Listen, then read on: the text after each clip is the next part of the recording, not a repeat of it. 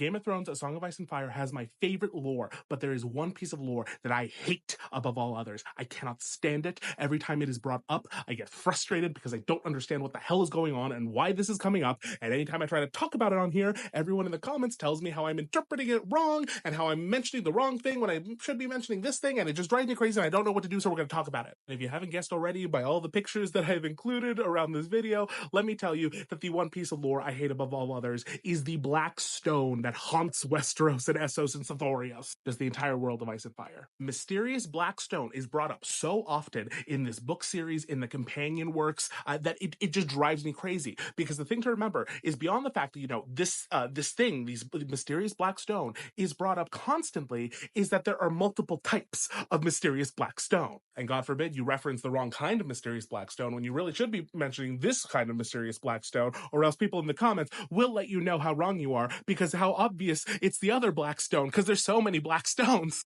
I need to calm down. So as a way of working through my Blackstone-related trauma with the group here, I have done a bit of a deep dive to try to understand the 3 to 4 distinct types of mysterious black stone, and I will now explain it to you here. I will try to stay calm. The first type of mysterious black stone is the oily and greasy variety. This is the one that is found in a lot of really ancient ruins around the world, as well as the Sea Stone Throne, which is the throne on the Iron Islands for the Greyjoy, or just, you know, whichever Iron Islanders are the ruling family at the time. Now, the oily black stone is interesting because it appears a lot in ruins, but specifically ruins that tend to be around things related to the sea and sometimes weird fish people. And yes, they're fish people. They are called the Old Ones. They're like weird fish-human hybrids that are like legendary, but maybe not. We don't quite know. They might be merling in nature, yeah. And so this is important because of the places that the oily black stone shows up. For example, the Sea Stone chair with the Greyjoys. The Greyjoys don't believe that they're really like first men, like they probably are, but they also believe that they are descended from like a weird line of like fish people. That is legitimately like part of their origin story, that they are like part Merling and First Man, whatever. And the Sea Stone chair was carved from this block that was just found there, but there's some theorizing that it was brought from somewhere else, possibly Sothoryos. Because another place to look here is in Sothoryos, in the ancient abandoned city of Yeen, one of the only like big cities in Sothoryos, but again, since abandoned, mysteriously, we don't know why, and it is also entirely built out of this oily, greasy black stone. Likewise, right by the ocean and, you know, the dead river is Asshai. Asshai, the entire city is said to be built out of this oily black stone. This is another like area where there's that connection to like water, but also, you know, lots of dark magic-y stuff. Also, Asshai is said to be a very, very ancient city, which that seems to be, you know, a connecting feature here. All of the instances where the oily black stone shows up, they are ancient things. We don't quite know who built these cities and structures, but they seem to be connected. Probably. Again, I don't know like entirely why, but it's mentioned so often and there are these connections, so I have to assume that they mean something. Also, it's my bad not bringing it up till this point in the video because I'm sure I have tons of comments on it. I get that it's an H.P. Lovecraft reference. I want to make that very clear. I have not read Lovecraft personally, but I get the general vibe, and I'm aware of pop culture, so I hear things. So yes, I know that the oily black stone is a Lovecraftian reference. That material is mentioned a lot in his writings, along with, you know, old ones, as I've previously said. You know what? I'm not even cutting that. That's staying in. I'm too annoyed at the rocks, man. And George R.R. Martin likes to reference a lot of his like favorite works and authors and stuff. So this seems to, you know, derive from that. But again, he mentions it so often that like, why? Also, I didn't grab a picture, but there is this 40-foot toad statue in the Basilisk Isles that is the toad statue, and it's made of the oily black stone, and it is worshipped by these like weird like fishish people. Again, another like Lovecraft reference. They like seem to be descended from some slightly fish people, possibly the Old Ones. They have like webbing and stuff, and they look kind of weird and fishy. I don't know. Again, Sothoryos is like a weird place where I think the idea is that there's been like a lot of speciation with humans, and so like most of the more normalish humans like went north, and then you have like different varieties down here, like the brindled men and the fish people and yada yada yada. Okay, next in our Blackstone series, we have the fused Blackstone, which should never be confused with the oily Blackstone. How dare you? I am kidding, of course. Thank you for your comments. But yeah, so the fused Blackstone is different, whereas the greasy one is like carved and stuff, and you can see like the chisel marks and all that. The fused Blackstone isn't. It's all smooth and seems to have been created by the Valyrians with dragonfire. That is how they like did a lot of their roads. They did a lot of their structures.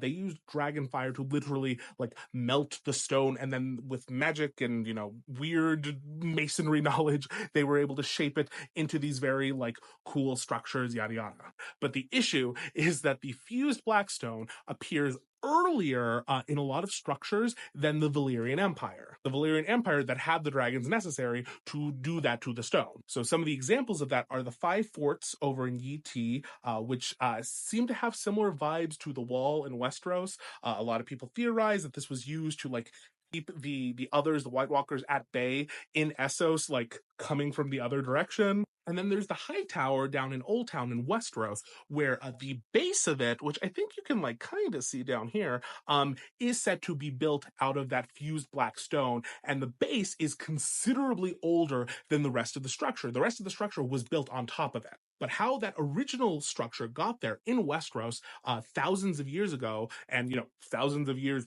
before the Valyrian Empire even existed, is a mystery. So once again, you have a different type of mysterious black stone that has a lot of weird mystery and connotations around it, and is being mentioned consistently over and over again. Why? I don't know. Why are all these different mysterious black stones important? Why couldn't one of them have been different colors so they're easier to differentiate? I don't know. I truly don't know. I defend you, Mr. Barton, but here you are frustrating me. Third up in the mysterious black stones, we have Moat Cailin. Moat Cailin is a ruin up in the north. It is used to defend the north when people like try to come through because it's super swampy in the neck and yada yada yada. Moat Cailin is important for that reason. It's also really old. It is old as shit, which you can see because it is like crumbling to the ground.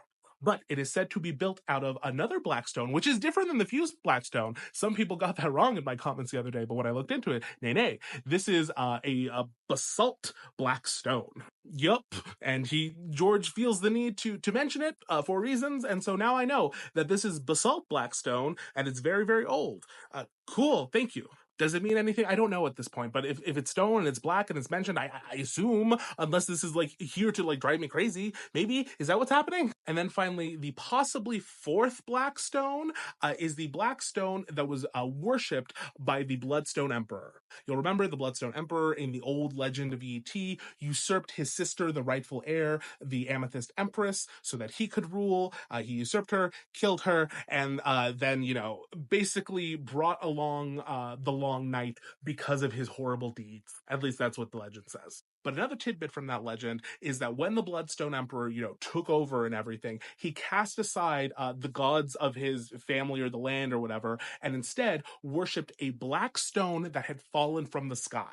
Now, what kind of black stone that would have been, I do not know. No one seems to know.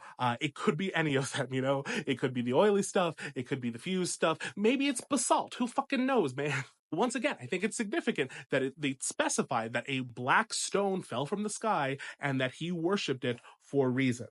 All this to say, I will try to be more careful when I mention Blackstone in the future and make sure that I'm mentioning the right one. But please, I would like to hear from you guys. Like, what do you think each of them is? Like, we know some of them are like Valyrian-ish. We know some of them kind of come from Sothoryos, maybe. But why is it there? And yes, I get the Lovecraft reference, but beyond that, like, why is it here? Why is it mentioned? What's happening? Okay, goodbye.